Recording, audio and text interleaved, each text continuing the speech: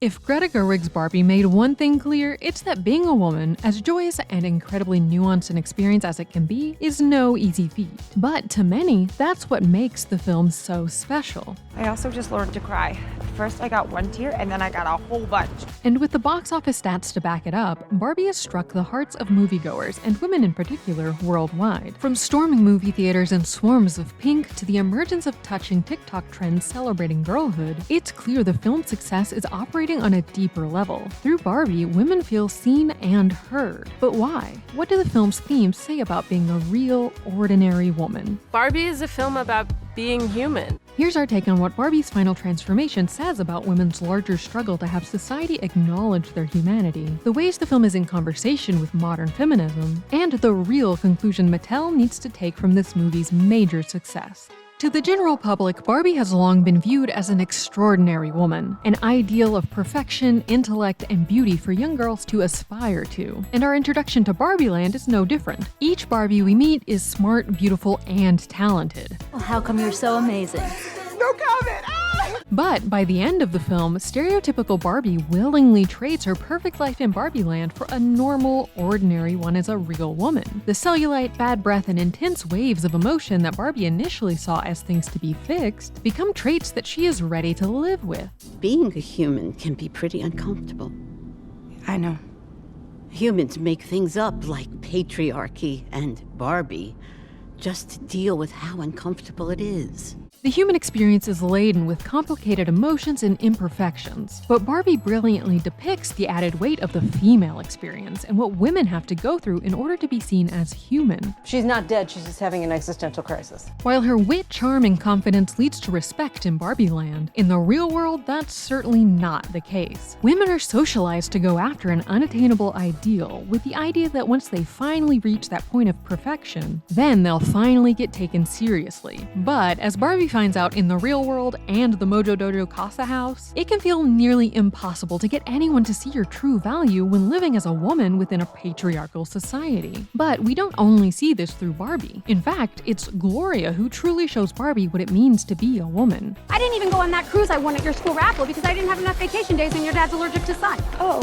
While we initially assume Barbie's real-world connection is with Sasha, we soon come to find out that it was actually her mother Gloria that Barbie needed to find all along. Stuck in deep mourning of her own girlhood, and feeling like she's losing her connection to her daughter as she grows into a young woman, Gloria's sadness is the catalyst for Barbie's malfunctions. I got sad and weird. Maybe because I couldn't be like you, I ended up making you like me? Her ordinariness is what makes her relatable. Gloria emphasizes the true sadness of growing up and discovering the harsh realities of being a woman. But her human perspective allows Barbie to make sense of her hopelessness. It is literally impossible to be a woman. You are so beautiful and so smart, and it kills me that you don't think you're good enough. Gloria's rousing monologue brutally examines the excruciating hardships that come with being a woman, in return giving Barbie the motivation necessary to regain power of Barbie Land. I'm just so tired of watching myself and every single other woman tie herself into knots so that people will like us. Through watching Gloria find her own inner confidence and sense of self-worth, Barbie also realizes her own desire for that kind of deep connection, even if it does mean accepting the downsides too. While being a woman in a patriarchal society is fraught with problems, Barbie makes it clear that the issue isn't femininity or something inherent to women, and uplifts and celebrates the beauty of embracing womanhood fully. I want to be a part of the people that make meaning, not the thing that's made. I want to do the imagining. I don't want to be the idea. It is this ability to fully feel, and her new friends recognizing her humanity, that finally makes Barbie a real woman. And by finding confidence in her inner voice, Gloria reconnects with her daughter and creates a happier and more fulfilling life for herself. And although Barbie sheds her voluminous hair and glitzy outfits for plain blazers and gyno appointments, she's opened her heart to the nuanced yet beautiful experience of humanity. In the end, becoming an ordinary woman isn't about what she has to give up, but about what she gains by walking open-eyed into the full experience of womanhood. So being human's not something I need to ask for or It's something that I just discover I am. Although Mattel might not say so, Barbie is undoubtedly a feminist film. Yet, centering the story around a figure with such a controversial history with feminism was not necessarily easy to navigate. The team had to make the film feel relevant to modern conversations while simultaneously grappling with the doll's past. Luckily, Gerwig's inherent knack for emotionally moving stories centering complex female characters gives Barbie the emotional resonance necessary to achieve an impactful feminist story. Okay, ladies, let's do this.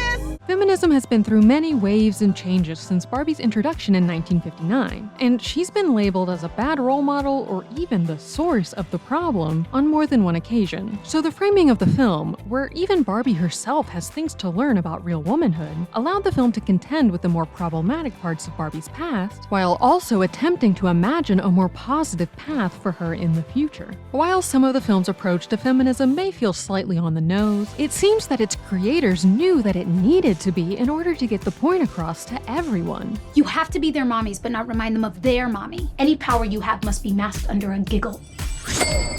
The campiness and comedy allow the film to navigate tough conversations in a relatable, engaging way. The movie is directly in conversation with Barbie's history as a paragon of a very specific ideal feminine beauty, and the problems that has created for women and girls in the real world for decades. While it took Mattel until the 80s to add dolls of color to the Barbie roster and even longer to incorporate different body types, diversity is an inherent component of Gerwig's Barbie Land. The film is also meta in its awareness of star Margot Robbie's beauty, breaking the fourth wall to poke fun at the idea of her being upset by becoming normal. By openly taking jabs at Barbie's complicated history, the film assures viewers that the creators aren't afraid of contending with the issues head-on. Gerwig is aware that Barbie has not always been an inclusive figure, and uses absurdity and camp to paint a diverse portrait of femininity to the diverse audience engaging with the film. Diving into the complexity of it and not running away from it, but like looking at all the thorniness and stepping into it. And it's this self-awareness that allows the film's emotional blows to land as well, thanks to Gerwig's sensibilities as not only a feminist filmmaker, but an indie one as well. With Lady Bird and Little Women under her belt, it's clear that Gerwig has a great talent for telling intimate stories of womanhood. And I'm so sick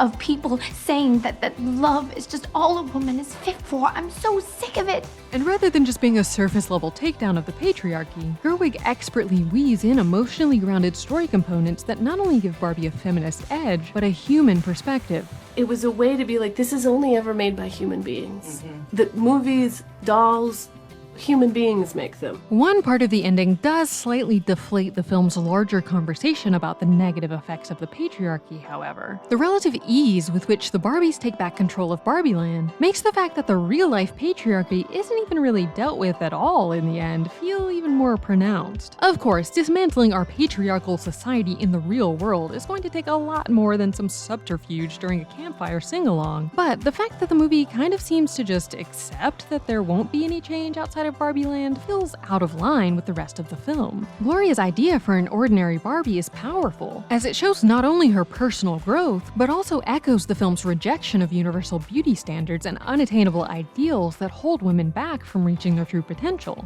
She's not extraordinary. She just has a flattering top, and she wants to get through the day feeling kind of good about herself.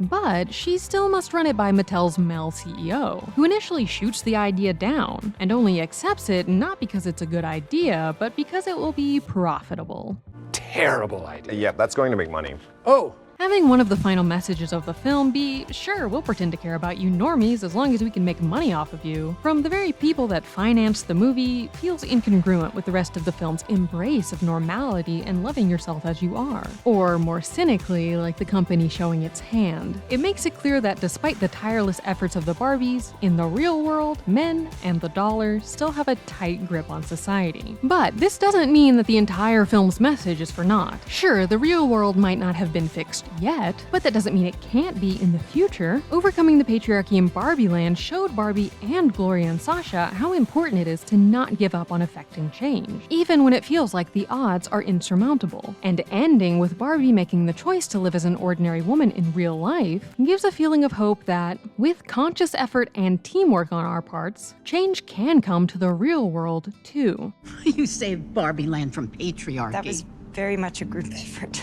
Maybe you're self-effacing, Barbie? Maybe I'm not Barbie anymore.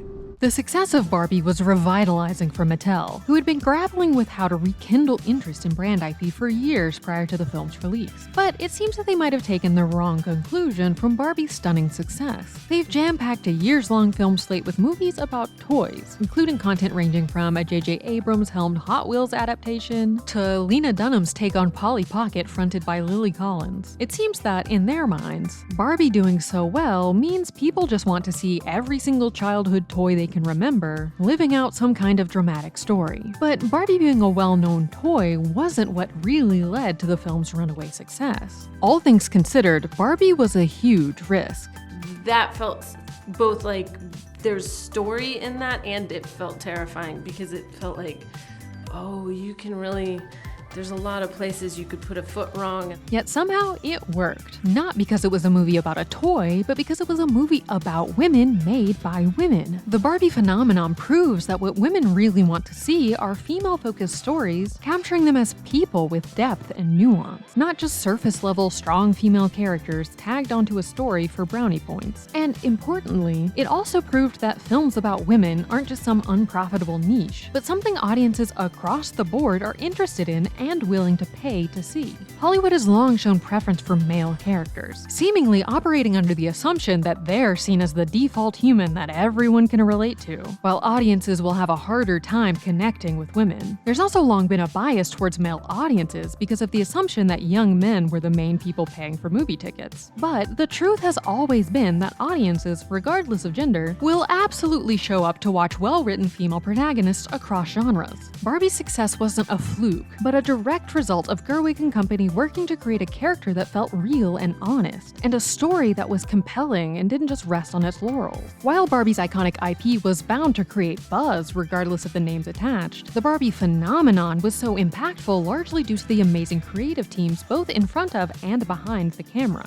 This is like the product of so many discussions and so many references, and I can't even tell you the meetings we've had about pink. Production designer Sarah Greenwood and set decorator Katie Spencer truly brought the world of Barbie to life with their intricate and detail-oriented sets replicating the sheer vibrant joy of girlhood. In contrast with many blockbuster filmmakers relying on building entire worlds solely using green screens and VFX, Gerwig and Robbie held steadfast on conveying the magic of Barbie on screen through practical designs that show their deep care for the subject matter. It would have been easy to do it in front of just a pure green screen, but I think there's a tangibility that the actors get. Throughout the production process, the women fought for their own distinct vision, warding off multiple attempts on Mattel's end to protect the brand's image at the expense of the story. This meant fighting for the inclusion of scenes criticizing the historical legacy of Barbie, and even rejecting a request to change Robbie's stereotypical Barbie to original Barbie. And in the end, it was Gerwig and Robbie's distinct vision that made the movie so great. Looking at the reactions to the film and how deeply it has moved so many people, it's clear that the audience's love for the movie isn't just about their connection to Barbie, the doll created by the Mattel company. The creative team dug deeper to create a narrative that was true to the female experience, and that women and girls could all see themselves in, and that men had no problem enjoying too. And that's what made the movie such a huge success. So if Mattel wants to see similar reactions and success with their upcoming toy-related projects, they need to focus on story, not IP. Barbie's success is not only a crucial moment for cinema, but for women everywhere. You guys are the best. Thank you. Thank you. Okay. Whew, let's do this. To have a major blockbuster film made by women for women is no small feat, and speaks volumes about the kind of content female viewers are yearning for on their screens. And while Mattel may try to recreate the Barbie phenomenon, the karmic combination of Gerwig, Robbie, and the iconic Barbie brand is a once-in-a-lifetime type collaboration that we're lucky to have experienced. Going forward, we can only hope that studio executives continue to bring authentic depictions of womanhood to the screen, no matter how perfect or plastic they might seem on the surface. That's the take. Click here to watch the video we think you'll love, or here to check out a whole playlist of awesome content. Don't forget to subscribe and turn on notifications.